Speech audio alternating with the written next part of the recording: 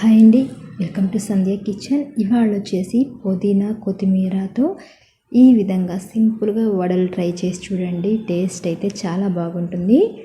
ఇప్పుడు ముందుగా మనము ఒక గిన్నె తీసుకుందాము. ఇందులోకి 2 కప్పుల దాకా పచ్చిశనగపప్పు తీసుకుందాము. ఇవి నీళ్లు పోసేసి కడిగేసుకోవాలి. కడిగేసుకొని కనీసం 2 గంటల దాకైనా నానబెట్టేసుకోవాలి. ఈ విధంగా నానాయంటే వడలు కూడా చాలా బాగుంటాయి. ఇవి నానిన తర్వాత అయితే చూపిస్తాను. ఇదిగోనండి, నానిన తర్వాత ఇవి మళ్ళీ ఒకసారి కడిగేసుకొని నీళ్లు లేకుండా బాగా వంచేసుకోవాలి, నీళ్లు ఉండకూడదు. ఇప్పుడు ఒక మిక్సీ జార్ తీసుకొని మిక్సీ జార్లో వేసుకొని మెత్తగా మిక్సీ పట్టేసుకోవాలి. ఈ విధంగా మిక్సీ పట్టుకున్నాము కదా, ఇప్పుడు ఇదంతా ఒక గిన్నెలోకి అయితే తీసుకున్నాము.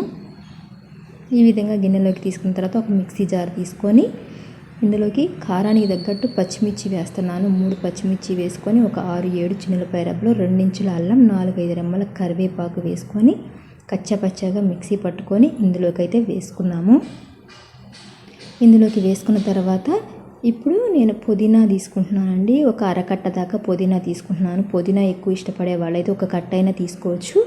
అరకట్ట కొత్తిమీర కూడా తీసుకొని ఇందులోకి వేసుకొని కచ్చపచ్చగా మిక్సీ పట్టుకోవాలి. మెత్తగా పట్టకూడదు, కచ్చపచ్చగా మిక్సీ పట్టేసుకొని ఈ విధంగా ఇందులోకి అయితే వేసుకుందాము.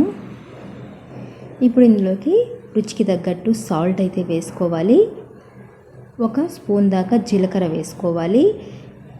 ఇప్పుడు సన్నగా కట్ చేసుకున్న ఉల్లిపాయలు కూడా ఒకటైతే వేసుకుందాము. ఇదంతా ఉప్పు కారం ఇవన్నీ కలిసిపోయేలాగా కలిపేసుకుందాము. అయితే ఫ్రెండ్స్, నేను చేసే వీడియోస్ కనుక మీకు నచ్చినట్టయితే లైక్ చేయండి, సబ్స్క్రైబ్ చేయండి. ఇంకొంచెం కొత్తిమీర కూడా వేసుకొని కలిపేసుకొని చూపించిన విధంగా వడలైతే వేసుకోవాలి. ఒకసారి ఉప్పు అయితే చెక్ చేసుకోండి, సరిపోయిద్దో లేదో చెక్ చేసుకున్న తర్వాత ఆ తర్వాత వేసుకోవచ్చు. ఈ విధంగా చేసుకొని ఆయిల్ అయితే వేసుకోవాలి. ఇప్పుడు గ్యాస్ ఆన్ చేసుకొని కడాయి పెట్టుకొని ఆయిల్ వేసుకోవాలి. ఆయిల్ బాగా వేడైన తర్వాత ఇందులోకి ఒక్కొక్కటి చూపించిన విధంగా వేసుకోవాలి.